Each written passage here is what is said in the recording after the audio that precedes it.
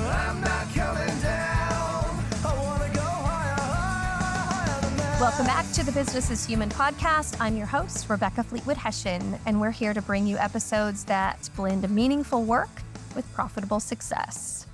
Here to steward what I call the age of humanity.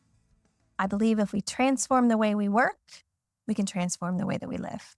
As always, my friendly request, if you like what you hear, hit subscribe so you don't miss any episode, and leave a review to tell the other humans that they might like it too. Always looking to help you and connect with others. All right, let's get into it, shall we? I don't know if you are a believer in divine timing, but I think by the end of this episode, you'll be scratching your head and thinking, maybe there's something to that. Today's guest is one of my clients, one of my friends.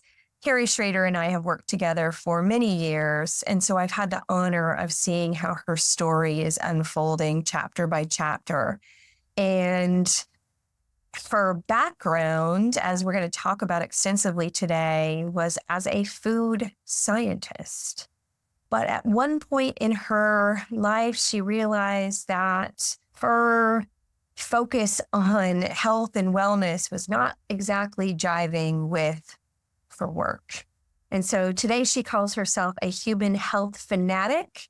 And when I talk about divine timing, her role as a food scientist and salesperson, and we'll talk a lot about the details in the episode, came to an end just as she was really starting to think about changing careers to do something more focused on health and wellness. And that decision got made for her. And now everything that's happening with the new administration in our country to focus on health and wellness, boy, it sure seems like divine timing to me. And what's really fascinating is Carrie and I recorded this episode before the election. So I can't wait to see what the next chapter of her story looks like, because things seem like they're lining up pretty well for her. All right, here we go. Carrie Schroeder, welcome to the show. Thank you. Thank you. It's fun to be here, Rebecca. Yay. I love having longtime listeners actually now as guests, because you and I have a long, long history in a way that is just so organic that somebody said you ought to meet Rebecca, and You look like her. I think you look should like meet. her. Isn't And that I was like, funny? oh, all right. That sounds like a great idea. Was a great idea. It was a great idea. Years later, here we are. Yay. Years later. And the conversation that we're setting up today around this book, Good Energy, is just one of a multitude of topics that you and I have centered around. And what I love about our conversations is not necessarily because we believe the same thing or we see it the same, but there's just such a mad respect for each other's passionate pursuits of all the things. Right. And so Right. I found this book, Good Energy, through a podcast that the author Casey Means was on. And because the topic was so aligned to things that I know you're passionate about health and food, I immediately was like, have you been listening to her? You sent me the link to that particular podcast. So that was kind of the impetus for me to jump in, quite honestly. I remember I was sitting on my back porch and I got a text from you. I believe it was Tucker Carlson that she was on. And that was kind of when I jumped into the deep end, so to speak. And we've been talking about it ever since. I just knew as I was listening to it, I was like, oh, Carrie has got to listen to this. And I'm going to give our listeners a little bit of context, but then I want you to unpack your story, because the reason I sent it to you is because you have this wild story of who you are, which has such an interesting juxtaposition as it relates to this good energy. And the tagline or the subtitle of the book is The Surprising Connection Between Metabolism and Limitless Health. And so it is about health. And you grew up back in the days before crunchy granola moms were mainstream. Right. Before it was cool. Before it was cool. And then turned as a profession into food science, working for these huge brands that are now in the news today as, oh my gosh, they're hurting us. They're killing our children. And I know everything about your heart. And so it's like, How did Carrie end up in How did this come together? How did Carrie end up in this place that now people are just picketing for how terrible it is? And I want our listeners to hear your story because it's so fascinating that I believe all of that experience has been what makes your time in the world today more important than it's ever been. Well, thank you for that, for teeing that up. It's funny, when I started listening to that particular podcast that you mentioned, I was sitting we have a little patio off of our master bedroom, and I was sitting there, maybe having a glass of wine, perhaps. And I remember reaching down and like grabbing like the arms of the chair going, oh shit, it's going to start going down. Someone's willing to tell these stories, right? In a way that I don't believe they've been told. I mean, first of all, about the book, like you said, like it resonates with me on so many levels. Well, number one, Dr. Casey Means and her brother, Callie, takes a lot of courage to walk away. And if you listen to them, if you read their book, you'll hear this story. They both walked away from, I would say, fairly lucrative, high profile careers. Stanford surgeon. Right. Dr. Stanford Casey surgeon Means and Callie's background, I forget. He started working for pharma, kind of a lobbyist for pharma out of school. So, but both Stanford educated. Brother, sister team, right? Like tag team duo. And were both incredibly impacted by the death of their mother. So they tell the story, they lost their mother to prostate cancer. And between the diagnosis and the time of her death, it was like a very short, I want to say it was like 13 days, something really silly traumatic, and crazy, right? And very traumatic. And it sounds as if, just from listening to their story, that was a huge impetus in them just throwing on the emergency brake and saying, well, wait a minute. And then both collectively had or individually had these experiences where Dr. Casey Means was, seeing people for very, very specific things. She was an ENT, like ear, nose, and throat surgeon. And people were coming in for sinusitis and things that are related to like here to here to here. And like, how do you address that? Well, okay, fine. But like a lot of the core root of that is inflammation. Well, wait a minute. Inflammation affects other part of the body. And over here, Callie is over kind of lobbying and part of the pharma industry. And he tells this story, I think, in his Joe Rogan podcast, effectively being a part of a piece of work to help Stanford or the pharma industry to filter money to Stanford University. Like they're just looking at things going, wait a minute, like everything feels broken. And they had this incredible passion to like step away from the day-to-day life and do something about it. So I say that to say it took a lot of courage, took a lot of guts. And this particular book, I think it's described in the cover. Like it does read a bit like a manifesto, but it's also a reference book. I mean, there's so much information and it's so detailed. In some ways, it's maybe a little overwhelming, but it's something you can continue to go back to. And as you evolve your thinking and as you evolve maybe your philosophy, you can go back and reference that book and be like, oh, yeah, like I hadn't even picked that piece up. So love the book. Incredible. I think for me and Rebecca, I mean, from the time that we started talking, it's kind of like you could tongue in cheek introduce me as like, oh yeah, this is my friend that like fills the flavors into Skittles. Or this is my friend that like, I have jokingly said this. Like, it's going to seem weird because she's a health fanatic, but she's also sold like red dye number 40. Yeah. Like it's a lot of irony and bizarreness. But yeah, like you said, I was like child of the 70s and 80s, right? And the oldest of three. And I still need to unpack this a little bit with my mother. But my mother, who's still alive and well and in Bloomington, Indiana, and she's excited to see this and hear this when it comes out, but was way ahead of her time as it related to health and nutrition, but specifically food, right? She was a yoga instructor when we were young. So this would have been back in like the early 80s, again, before yoga was cool. As children, like we did not have in our home things like soda and potato chips and cookies. And like, it wasn't evil. We weren't told like, oh, that's terrible. But it was like, that is unhealthy. And I mean, I can remember being in the cereal aisle as a kid, right? And like, that can be the most contentious aisle of the freaking grocery store. We don't have children, but I've seen it go down. Trust me. Right? Like, I want the Cookie Crisp. I want that, like, right? And like literally when high fructose corn syrup started being used in cereal, I don't know how my mom knew, but like, no, you're not eating any of that. So we were limited to like 2 or 3 brands, right? Sugar wasn't being used as, we'll say, as kind of widely as it is now. But she knew, right? And some of it probably was economic. We grew up very middle class, so there wasn't like, you didn't have the food budget to have all kinds of extra stuff, right? You had the food to feed your family, and that was it.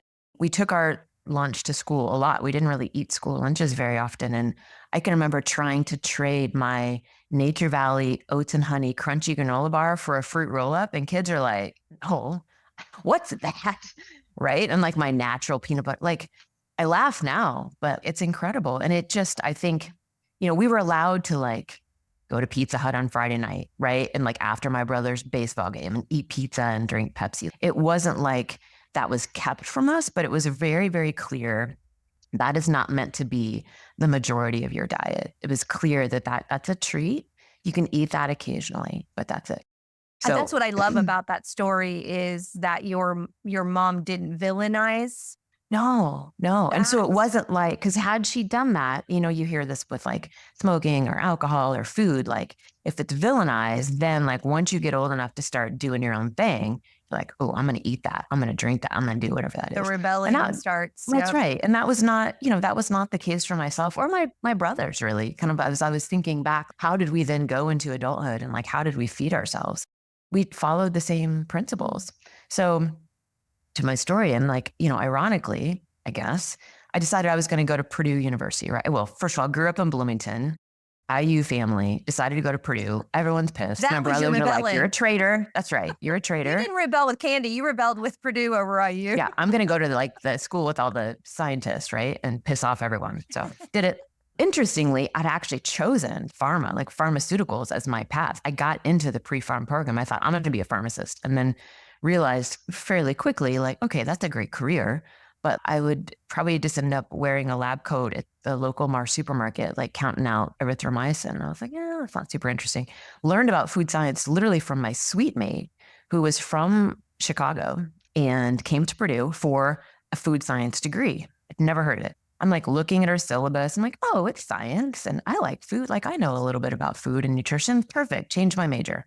Didn't really know what it was, what it would prepare me to do. What does a career in food science look like? But I did know that they graduated 100% of their class with 100% job placement within less than 3 months.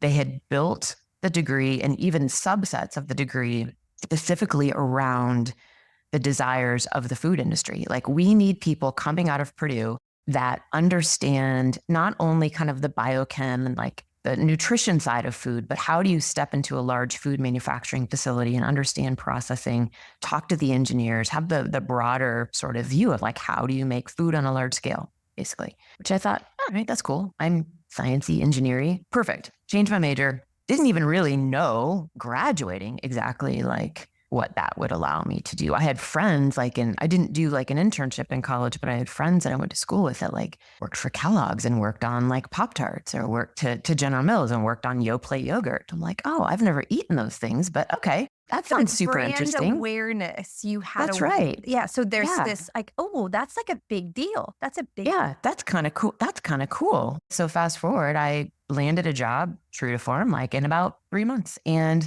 that was in, gosh, Rebecca, that was in 1998, 26 years in. And I have spent the last, since that time in the food industry and always on kind of the side or what I was doing was around food ingredients. So industrially manufactured, business to business. I was not employed kind of on the consumer brand side, but I was either developing new ingredients for the food industry to be used in, food or beverage. I was developing maybe seasonings or products that would be used in food or beverage, but always kind of on that ingredient side. So my customers and the people who I spent the most time with, either as a research and development scientist, which is how I started, like literally in a lab coat, literally creating these products for the companies who are making these chips or crackers or French fry, like whatever, right? Anything. I kind of rode shotgun with all of those companies, innovation scientists and technologists, and was very much a part of launching all kinds of innovation, right, in the food industry, which for me, like that was what was so cool. And like my first probably 10 years, I remember I worked for this organization actually twice that you're familiar with. Worked for them for a while, left and came back.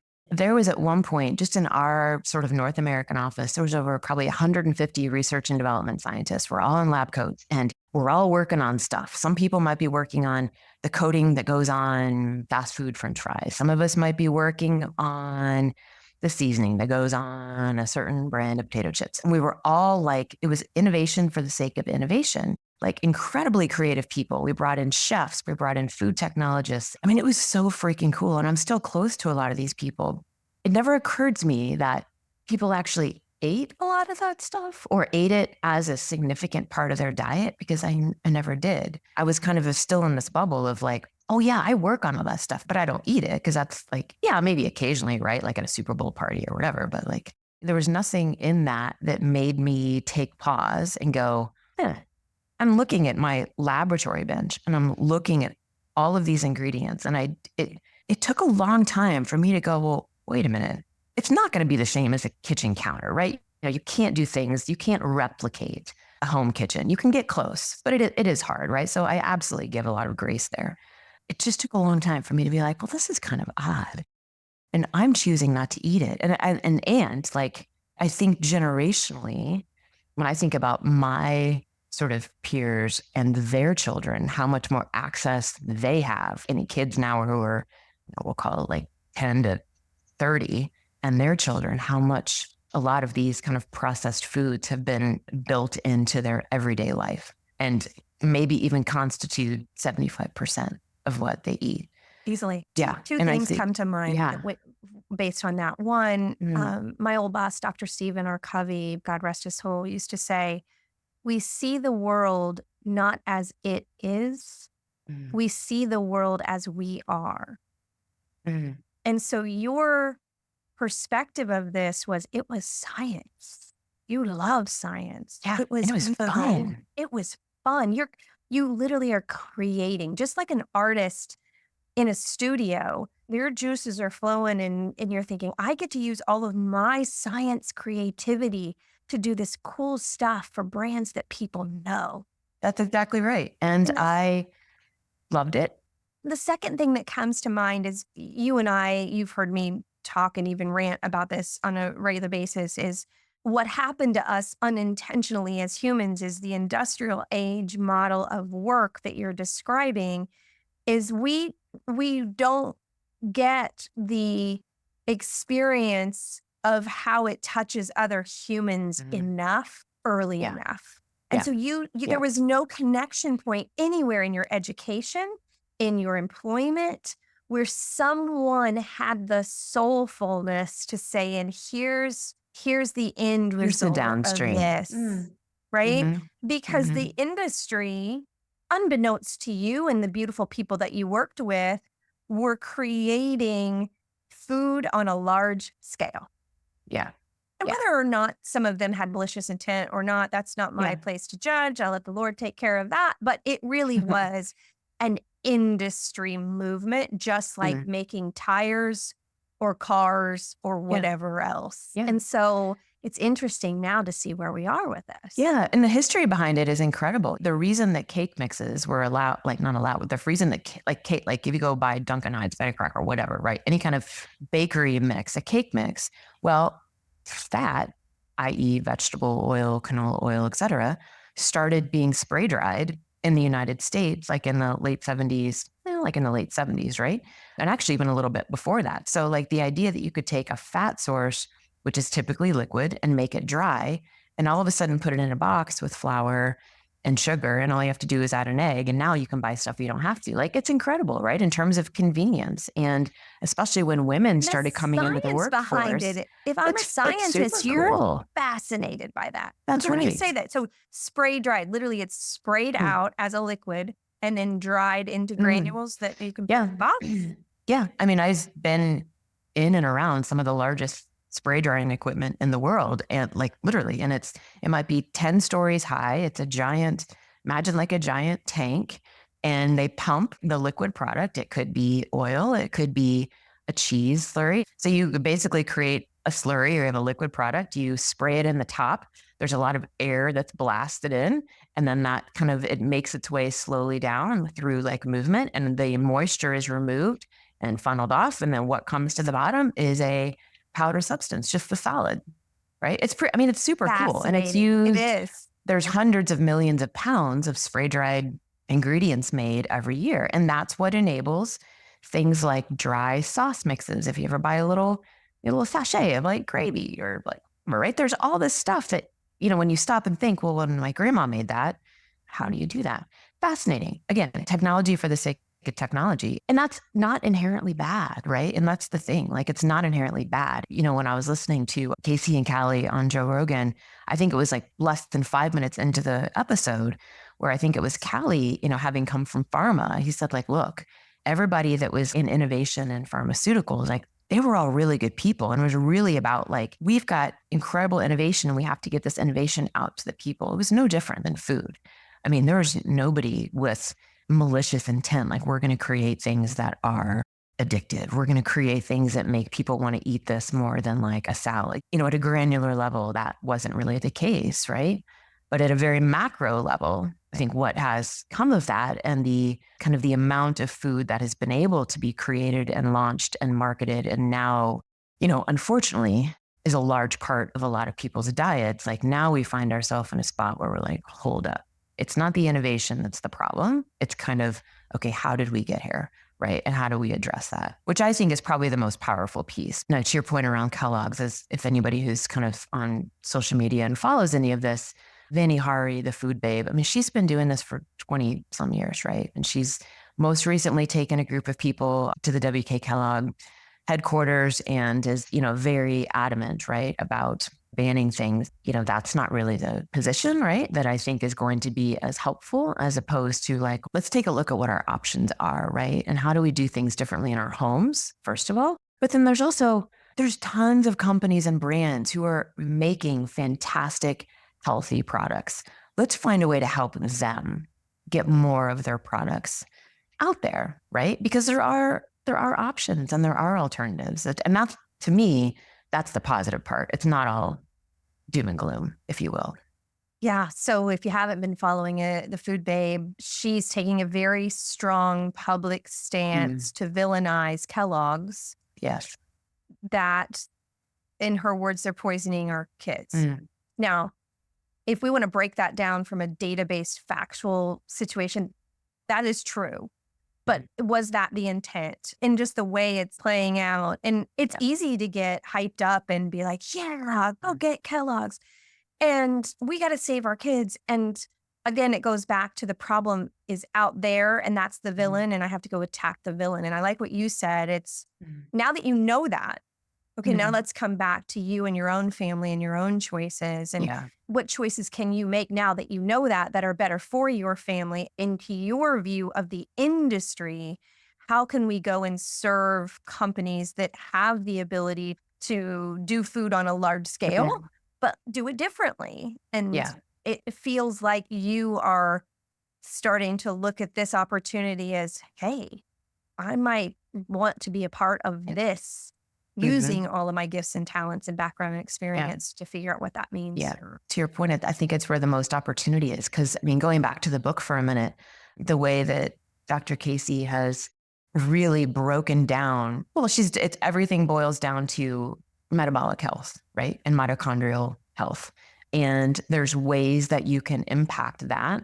The first one, honestly, doesn't even have much to do with food. It's just move your body. Right. And you talk about this, Rebecca, like it's such a, the eloquent way in which you tell the story in terms of moving from an industrial or, from like more of a farming age to the industrial age where we had to be out moving. We were out walking. We were out doing stuff. It's strange. My partner is a builder developer and I've spent a lot of time kind of with him and exploring like job sites. And I can't tell you like how many times, even in our own neighborhood, that you can drive through big neighborhoods. There's not a single kid outside playing. It's almost creepy. And it bothers both of us to our core because we were the kids out in the 80s, like running around until dark, literally drinking out of garden hoses, just active. And that is just so different. So just getting up and like moving is probably one of the most significant things people can do. Agreed. And I also was that farm kid. You couldn't have paid me to spend time inside. I was out in the barn. That was a punishment. Yeah. Staying inside was like punishment. Yet you were trying to find ways to escape. Like if I go out, like maybe they won't know if I'm back in a half an hour. The first couple of weeks of lockdown in 2020, my son was living with me and is, 20 something at the time. And we would go on walks because, what else? What else are you going to do? And we walked out one day and there were so many families out in their backyards flying kites, riding bikes, playing games. And to your point, it caught our attention. And he looked at me and I looked at him and he said, "This is the way it's supposed to always be, isn't it?" Yeah. He's such an old soul. Yeah. And I said, "This is the way I grew up. Like this would have been how we would have seen all of our neighborhoods." We said the same thing because we had moved right about a year and a half before COVID-ish. We had moved out west of Indianapolis and have, had a couple acres, right? Where before we were living in a tiny little, kind of a little home close to Speedway, Indiana. And so I'm so grateful that we were out. It just happened to be, right, that we had made a decision to move out there and we had space. And it was the same thing that like people were out and about. We could take walks and you didn't have to worry about social distancing because you weren't that close anyway. And now, you fast forward a few years, those same families that were out walking their dogs and walking their kids and all that, we barely see them. Back inside. We barely see them. Yeah. It's great context because what we're really talking about is societal norms have lended themselves towards this pattern of the way that we live that is not contributing in a positive way to our metabolic health and to our cellular health. Right. You mentioned it with the cafeteria experience that your trade value in was super low. was super low because the norm was the packaged foods, the Pop-Tarts, the whatever. And so that's really what we're talking about is what feels normal. And so this shift that will need to take place is, in the way you see it, as being inside this industry is less about villainizing it, but creating awareness for it. So then as a collective, we can choose things that move us more towards something that is better for our longevity. And that is way more difficult than villainizing a company about red dye number 40. Yeah. It is, because it's incremental versus radical, right? And, and two, I think one of the things that makes it so hard is that one wants to believe that if you are at your local supermarket, and I don't care if it's some bougie supermarket or some like dollar store, that if there's food on the shelf for sale in the United States, it is 100% safe. You wouldn't be able to buy something that wasn't safe, right? And, one could argue that there's nothing on those shelves that's going to make you critically ill immediately. So the idea that foods that you can buy and there's no restriction, nobody's governing quantity, nobody's governing when you eat it, nobody's governing anything. The idea that it collectively could be incredibly detrimental to health, especially in combination with lack of movement, a number of things. It's not just, none of this exists in a silo. I think that's the piece that's the hardest to wrap your head around, right? Like an example would be, you've got a family, you've got kids in school, and they like peanut butter and jelly. Like I love a peanut butter and jelly sandwich, one of my favorite go-to comfort foods. You want to buy whole bread, right? As opposed to white bread. Great choice. So you go to the supermarket and you're looking in the bread aisle, it's like an entire aisle itself, which that in itself is overwhelming, right? And you're looking for whole grain, 7 seed, whatever. Well, don't quote me on the stat, but I would say at least 75% of those products have sugar or high fructose corn syrup as the second or third ingredient. Well, shit, I'm trying to buy whole grain bread. I didn't think to look to see, you're not necessarily looking at the ingredients there. And it's little things like that. And I think that's the piece where being willing to just be a little bit more diligent, right? Being willing to like look and see what's in something and say, okay, that may not mean I'm not going to buy, like, may not have to not buy it, but like, is there a brand or is there something that maybe doesn't have any sugar, or it's just a little bit less than the ingredient statement, or wow, maybe, something that's less healthy. Like, okay, I'm still going to buy it for the kids, or I'm going to buy it for myself, but maybe that's like, I'm going to eat that like twice a week when I'm super stressed out and I need something to make me feel better. It's just starting to kind of be a little more discerning, and just know that just because it's on the shelf, like doesn't inherently mean it's good. It doesn't inherently mean it's bad. But then therein lies what makes it so freaking hard, right? coming down. I never left it on the ground. A quick reminder, if any of the topics from the Business is Human podcast really resonate with you, and you think, you know what, I'd like to dig deeper on that, well, let's have a discussion. We can do that through coaching, keynote speaking, or a variety of video-based solutions that I have available. We can talk about authentic leadership, thriving women, or even nervous system foundations. There's lots of options. So if it needs to be more than a podcast, let's make it more than a podcast. Hit the show notes. There's lots of ways to contact with me, and I can't wait to hear about you. That's the root of the problem, is we have grown accustomed to something out there being the answer. Whether it's I put all of my trust in the medical industry because surely they're not going to do anything to hurt me, or I put all of my trust in a food company because I heard that they are about healthy living. Like the answer or the everything, I can trust what's out there, and they have the answers for me. To me is the greatest travesty of that industrial age. We went from inside out. I know who I am, and I'm going to go serve with my job, and I'm going to be moving my body, and I'm eating whole things because that's all that's available to me. But I know who I am, and I'm going to go serve, to the industrial age, which is I'm going to go work for somebody, and then they're going to pay me. And so my security lies in something out there versus my security lies in who I am and the choices I make. That fundamental piece I see as a thread throughout everything from this good energy, food, healthcare conversation to career.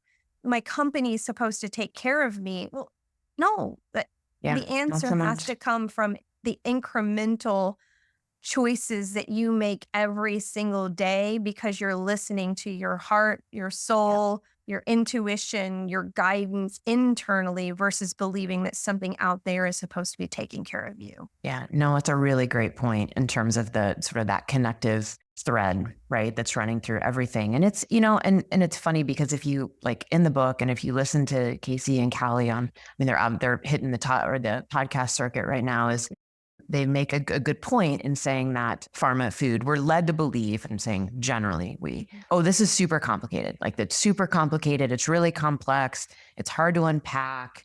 Well, in some ways, like, no, it's not. There's things you can do differently. But I think, you know, if I stay in my lane here as it relates to kind of food and nutrition, what is really complicated is if you are trying to shop and make decisions and purchasing decisions and consumption decisions, that food labeling, you know, the claims, like what we would say claims on pack. There's all different types and there's all this industry jargon around it, right? Like a claim, like claims on pack. So just to be able to say high in fiber, good source of fiber, low in sugar, the words high, good, low come with very, very specific parameters as it relates to the amount of that ingredient that's in the product relative to other ingredients. And so there are, I mean, I guess that's a good thing, right? There are rules built around low in fiber, but at the same time, most of those claims are meant to drive action. Like it's meant to indicate it's good. It's better for you than it's good for you, as opposed to just being like, well, forget about what they're saying on the front of the package, turn around to the back and look at, you know, kind of your macronutrients and your ingredients. And so that's what makes it like, and I'm, you know, I have way more, like as a food scientist, as a nutrition scientist, like I know more than the average person only because this is what I've chosen to spend my career in, right? It's education. It's not like smarts, so to speak. I can't even fathom walking through the grocery store trying to make decisions, right? Based on like what packages are saying and what brands are saying, because it's just, it all looks fine, really. I mean, It's you know, what's worse? Like What's worse? It absolutely is. And so, decision I mean, fatigue. You're a mom. You've got two kids absolutely. that are screaming. You just want to grab a few things from the grocery store and try to get home and make dinner. And you're thinking, I know I should pay more attention to this, but I don't know what it really means. And you just get overwhelmed with decision fatigue. And to the point, like standing kind of in the industry shoes, so to speak, it's a point of differentiation. it's a point to differentiate your product from maybe your competitive set or whatever. But the challenge is like individually, they're not trying to be confusing, but because everyone is adding claims, to the food, it inherently, the big picture, macro view, it inherently makes it confusing, right? Like people at General Mills and Kellogg's aren't sitting here going, how can we confuse the crap out of them about this? That's not the way this goes. There is good intent. There's good intent. Let's communicate the benefits of this particular product or this particular brand to the consumer, right? Like that's at its heart, that's what it is. But when you've got all of it in front of you, the sea of products that is like a modern day supermarket, it like, oh man, I have a lot of compassion and a lot of concern, which is probably where a lot of my heart, as you mentioned, like where I'm really like, how can I help, right? Like, what is my role in this? And helping to understand that landscape, navigate that landscape, and make choices that are best aligned to you or your family or your kids or whatever. And then, I mean, we haven't even talked about health issues and how diet and health or diet and mental health. We could spend a lot of time on that. We may need part 2 on this. A follow up. I'm happy to do. I want to tie this into the thing that I want my listeners, my clients, my friends, everyone to acknowledge about themselves is we all have this inherent, and I don't use that term lightly, it is a hard wiring in our soul about helping. Like we don't feel good about our lives in general unless we know how we're helping another human. It's just hardwired. And it's in that subconscious part of our brain. We don't even know we need it. It's so inherent. And what happens over time is you're, as a human, being guided internally about wanting to serve and help. And sometimes we need experiences that later make more sense on why that was where we were so that we can use it now. And your story to me is the perfect illustration of this, in that we have to look at our lives internally guided and seeing kind of which chapters of our story we're in now without always believing that we're supposed to know how the story ends. Because you, as a cafeteria, low value trade person, had no idea that you'd be standing in a lab coat on the literal edge of innovation in a time in an industry that was the most exciting thing you'd ever been a part of. To then, decade or so later, to be listening to this podcast and saying, oh my gosh, you have this unique perspective of how that thread, not only of a society and our health, but how your part in it is really important. And, I don't do a podcast without somehow quoting the Bible. So for such a time as this, you are in this time of the world on purpose for a purpose. And what I know you to be is compassionate, concerned for the well-being of others. That's the energy that I got from you the very first time I met you. And it has not been broken for the 5, 6, 7 years we've known each other. And so now all of a sudden, this compassion and concern that you have for health, for humans, you're looking at this and saying, how can I use my thread of experience in this to serve? That's it. That's the actual pinnacle of authenticity, of knowing who you are and then saying, how can I help? Which has very little to do with it's something to do. It has partly to do with your resume is wildly impressive. The companies you worked for, the work you've done, your network of people is unbelievable. But that's not the check mark of success for you. Right. You're stepping back and going, I need to be a part of this movement. I'm not sure where it is yet, but I'm really paying attention to how I can serve at this time. That's right. And thank you. That's an eloquent and accurate and beautiful description of it. And when we first met and I made a decision to kind of work with you on a professional level and not just get to know you personally, I think that was probably the beginning of where, all of these, it started to pop up in my mind and my heart as inconsistencies, right? The like what I chose at the grocery store and where I got my paycheck. There's a little inconsistent. For me, it was always like, well, I know that, my partner, my family of two, my immediate family and nieces and nephews, like, I'm looking around me and our kind of immediate circle and friends too, for the most part, were like, healthy and making what I would qualify and say good choices. But, the more, let me give you just a quick example. So I sit on a non-for-profit organization in Indianapolis called the Land Stewards of Indianapolis, and was the executive board chair for a number of years. And our founder, David, civil engineer by training, very much, he's like in his 30s, right? Believes, his for-profit business is a design firm that does like landscape architecture and master planning, et cetera, but was really about connecting people and humans back to the earth. So we have community gardens around the Indianapolis area. And I remember being out at one of our community gardens, and they're typically in kind of lower income or underserved areas. And a lot of these are in the middle of apartment complexes. And I remember a couple little boys like riding up on their bike one day when we were out harvesting or doing something, and there were carrots. And I remember this kid was like, "Carrots come from the ground? Did you just get that out of the dirt?" Like, had no clue. And they were so fascinated. And I remember looking, and he had this bag of, I remember, Flamin' Hot Cheetos. And I was like, "Hey, what are you eating, buddy?" He's like, "Flamin' Hot Cheetos." And, I had feelings around it, but obviously didn't say anything. I was like, "Well, hey, do you want to try something?" We had some vegetables, and he's like, that came out of the ground.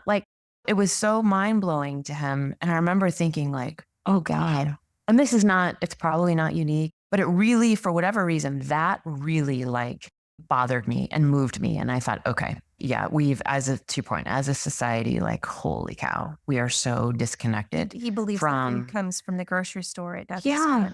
Yeah. And it was so incredible to send and it was mostly kids that would come out. Sometimes their moms would come out too, but we would send send carrots. We'd send vegetables home with them, and we would just give them a quick, this is how you can eat this. You can wash it, you can chop it up, and maybe you cook it, you put it in a pan, give them just simple ideas. And they were taking these fresh fruits and vegetables home to their mom. And some of them were helping them cook. And that was it was the first time that they hadn't seen these things before. And and there is a lot of sort of conversation around how just in general, we're very disconnected from our food, which comes from the earth, whether via an animal or via a plant. But yeah, so it's interesting to find myself. And as you know, I'm not currently working in the capacity that I was working, even just a few months ago, and very much kind of standing on the ledge, looking around, going okay, how do I want to dive into this? And what is the next move or the next moves that I can really make an impact, right? Make a really positive impact. And that's one of my personal values. And I know there's something out there, and thank God you're here to help me figure it out, Rebecca. Well, I remember standing in the airport. I don't know where I was going, and getting your call. I know exactly where we were going, to that retreat. Oh, that's right. I was going to my church retreat. And because I was like, "Oh Lord, I'm sorry. No, I've interrupted." No, it was perfect. It was the interruption that I appreciate. But we'd been working together for a few years, and I had been able to experience this call on your heart, this compassionate connection to that experience in that garden, being in juxtaposition to where you got your paycheck. And I love that visual of you standing there looking at your groceries on the belt and getting your credit card or cash out to pay for it and thinking, "Oh, wow." And that's a whole nother story about how money drives decisions and power. And that's largely how we get ourselves in trouble as a society. But I had been saying to you, and my job as a coach is I hold up the mirror and help you see you. Yeah.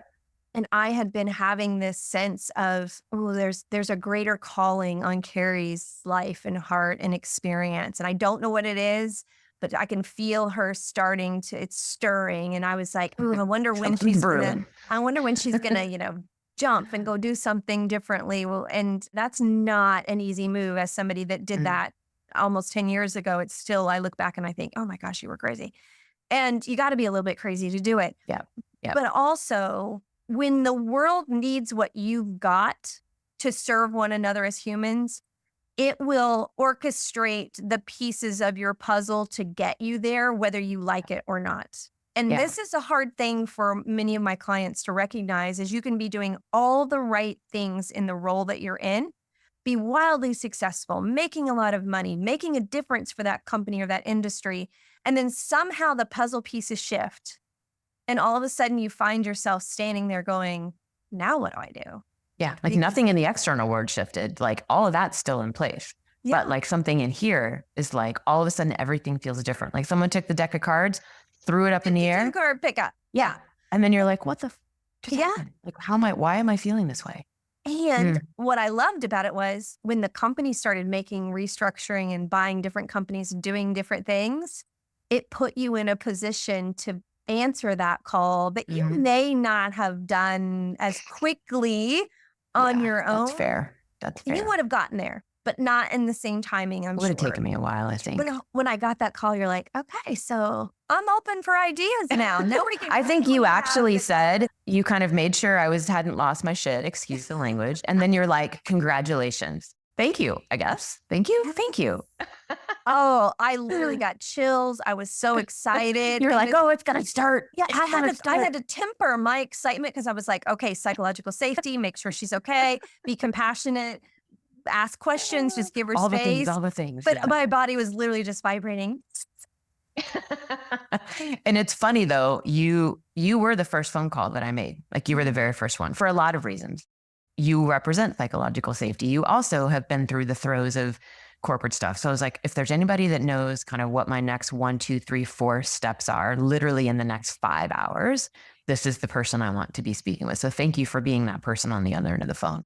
I think there was a handful of people that I shared, kind of not too long, kind of after things kind of went down, that congratulations. And it's still happening. So, I mean, that tells me something, right? That it's like, oh, yay. The number of people that I can line up and say, they had no idea the shift in their life was coming. And now they're in the place that they're supposed to be, but they wouldn't have been able to get themselves out of that other place because it was safe. It was all those things. Predictable. And now, so good. So good. We do have to come back and do another episode on the mental health connection, because that's something we're both passionate about. But as we wrap up this episode today, and we'll get you back to do that, what are you most excited about in terms of the opportunity that always exists in a place of chaos? Because I believe we are, as a society, in a place of chaos, whether we're talking about politics or the food industry or business landscape. Like, this is a really chaotic time in our history.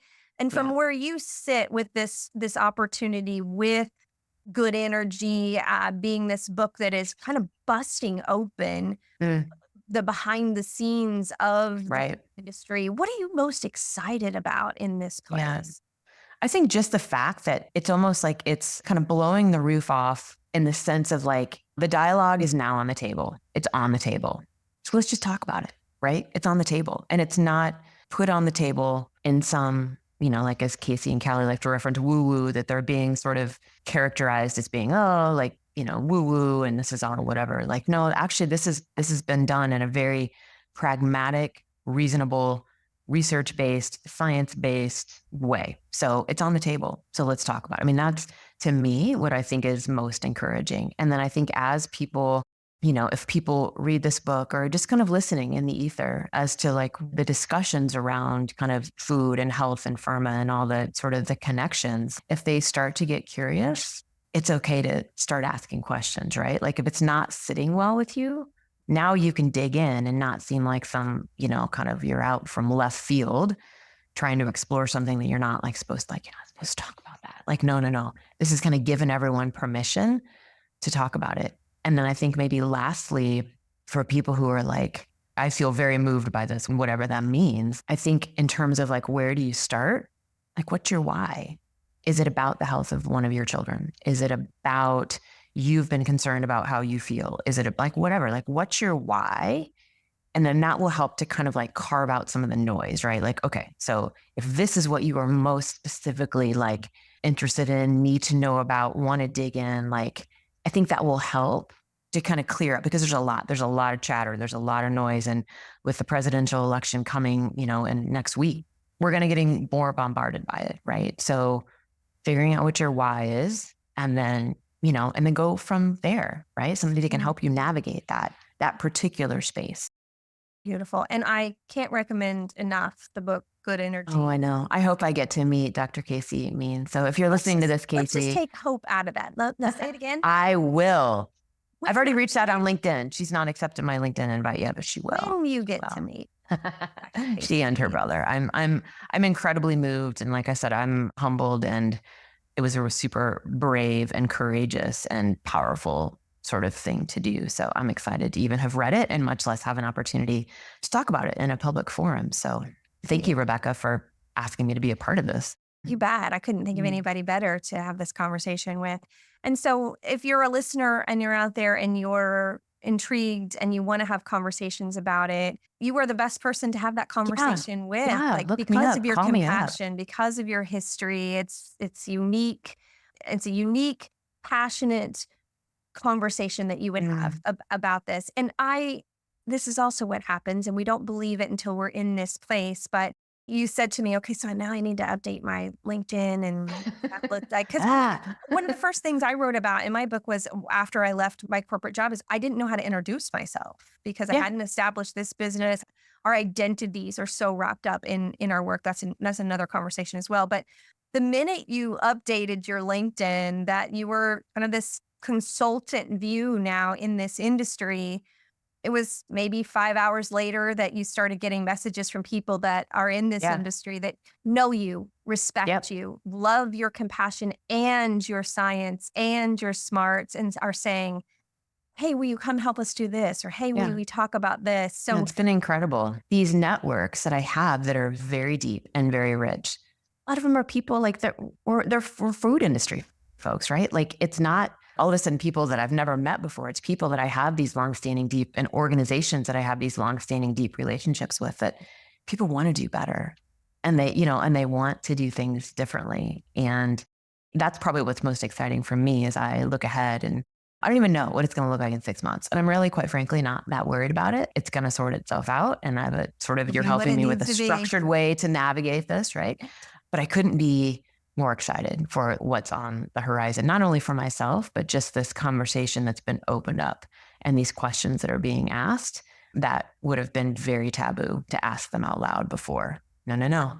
I know there's a lot of other people in the food science industry that are like you, compassionate. I 100% know there are. I know a lot of those people, right? When the Kellogg's thing that was happening a few days ago, and they were picketing on the grounds of this company, and you were like, I reached out to my friend who's the VP of HR who just started that there at Kellogg's, and was like, dude, are you okay? Like, these are regular it's a rough day people. at work.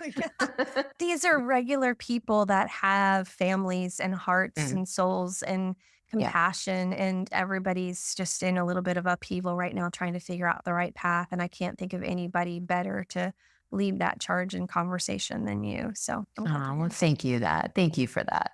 All right, so we'll have you back here to talk about the mental health side. Absolutely.